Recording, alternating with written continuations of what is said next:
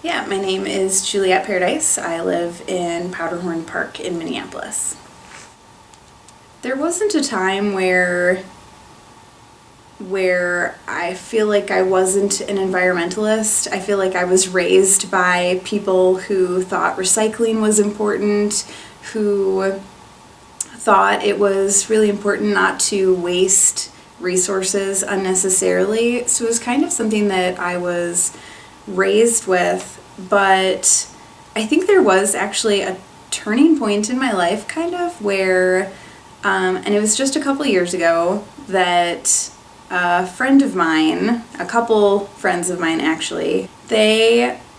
put up a post on Facebook saying they were going to do a weekly meetup for people who wanted to learn about going zero waste. And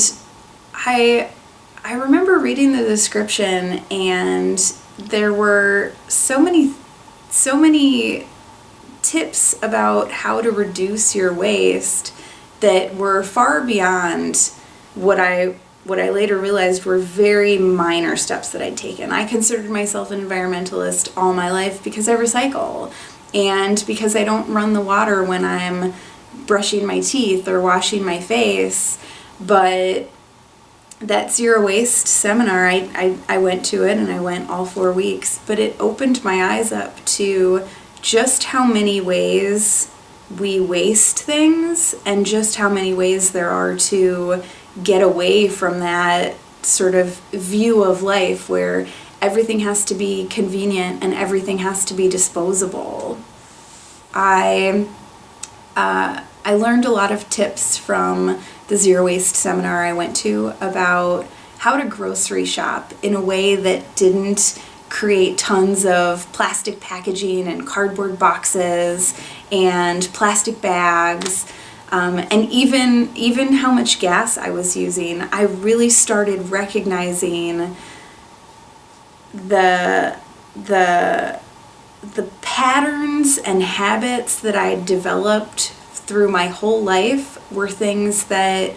were perpetuating this cycle of a disposable society. And once I became aware of that, it enabled me to break that pattern and to choose to,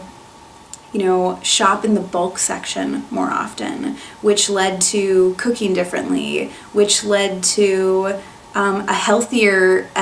diet. All of those things have been interconnected for me, and it feels like an entire world I didn't know existed a couple years ago. I feel like that's my responsibility as a future parent, that I am going to shape the world that I give my kids,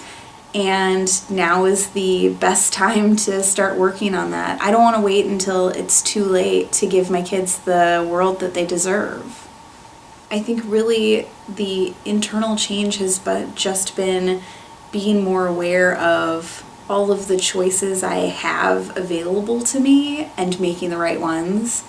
Externally, I think it's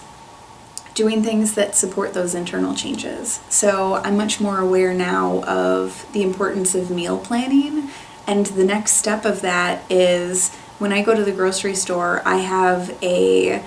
little caddy that I take, and caddy is really the best word for it because it's actually meant as a shower caddy, but it's just a little wire basket that I have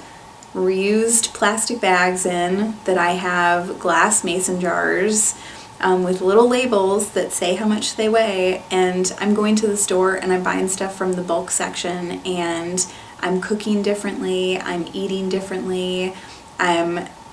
just completely operating differently. So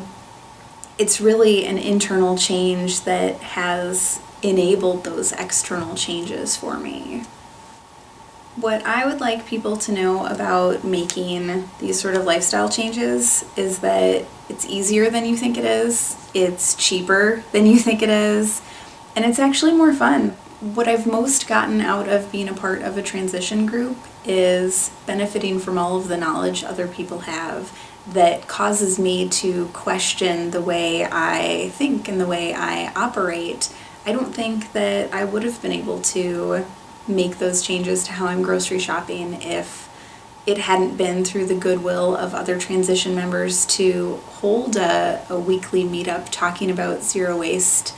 activities and how you can grocery shop differently. I don't think a lot of the changes I've made in my life, I don't know where else I would have heard about them if it wasn't for the opportunity to learn about what other people in my community who are like-minded, who also care about the environment we're doing.